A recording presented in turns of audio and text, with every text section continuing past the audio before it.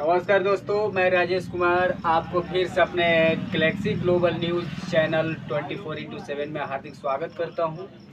आइए, एक आदमी आया है, मिस्टर जाबिर अली जी। इनकी क्या समस्याएं हैं ज़मीन से रिलेटेड, उसके बारे में हम लोग चर्चा करेंगे।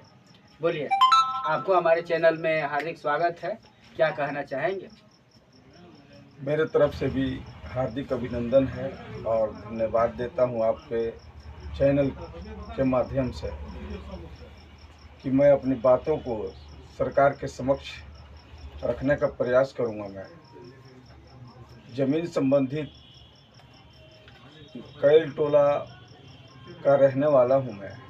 मतलब क्या समस्याएं आई हैं ज़मीन को लेकर? हाँ, ज़मीन के लेकर के समस्या ये है मेरा कि मेरी पुश्तैनी ज़मीन है जो खाता 303, इसका सर्वे नंबर 5381, रकबा 5 कट्ठा 13 धूर। उस ज़मीन को अवैध तरीके से राजस्व कर्मचारी कैलगढ़ उत्तर पंचायत के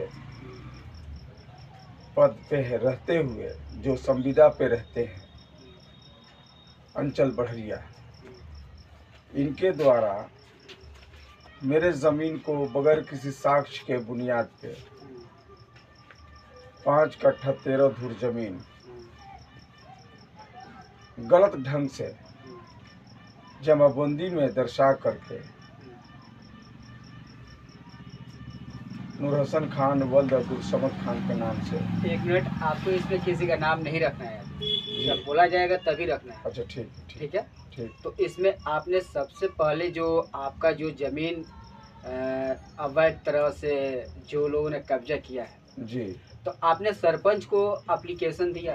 सरपंच के पास भी गुहार लगाया और एप्लीकेशन देने का प्रयास किया, लेकिन उनके द्वारा इनकार कर दिया गया। इनकार कर दिया गया? जी। अच्छा, और थाना में आवेदन दिया? थाना में जाते हैं अपना आवेदन लेकर, तो थाना द्वारा ये कहा जाता है कि ज़मीन संबंधित हम नहीं इसका देखरेख करते हैं, अंचल अधिकारी के पास जाइए। अच्छा, वहाँ पे गए अंचलाधिकारी के पास? हाँ, मोहम्मद सरफराज अहमद अंचल अधिकारी हैं अभी बढ़िया के। उनके पास जाके मैं अनेकों मैंने 20 को आवेदन दिया मैंने, लेकिन इस विषय में उन्होंने कोई एक्शन नहीं लिया।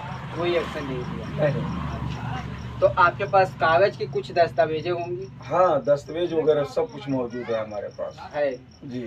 तो आप उस दस्तावेज को दिखा सकते हैं यहाँ पे? अब तो लेके नहीं आया हूँ।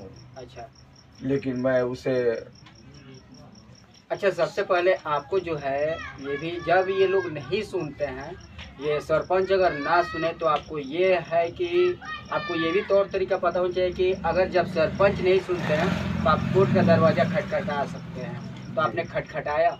हाँ, सरपंच के नहीं सुनवाई करने पर मैं फिर अंचल अधिकारी के पास गया और थाना में भी गया। जब थाना द्वारा कहा गया कि अंचल अधिकारी के पास जाइए, तो मैं उनको भी आवेदन दे दे करके थक गया।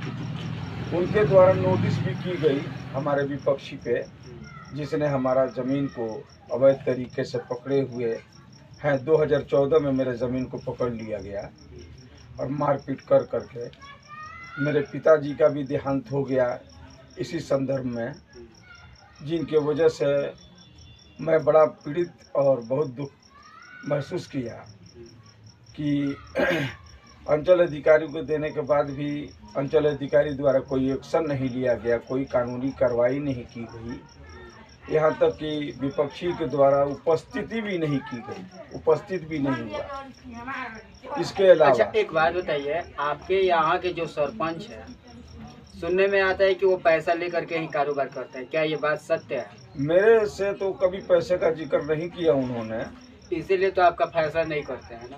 तो देखिए, आजकल का ऐसा ज़माना हो गया है कि चाहे मुखिया हो या सरपंच हो, हम यहाँ पे किसी का नाम नहीं ले रहे हैं। जी जी, लेकिन वो क्या है कि पैसा के ही पीछे भागते हैं। हाँ, ठीक है? ऐसा भी हो सकता है। अगर उनको क्या है, बोलते हैं लोग ऐसा कि अगर तत्काल में आपको फैसला करवाना है तो 500 का रजिस्ट्रेशन आप कराइए। अच्छा अच्छा। तो लेकिन हमारे कहने का मतलब है कि उस आवेदन या नोटिस का जो रजिस्ट्रेशन होता है 100 रुपये का होता है। जी ना। Court fees. हाँ, कोर्ट फी तो 500 क्यों लेते हैं? अब दूसरी बात कि बोलता है कि अगर आपको लेट कराना है 15 दिन के बाद ना, तो आप 200 का कराइए। अच्छा। तो क्या वो पैसा जो है कोर्ट में वो जमा करते हैं?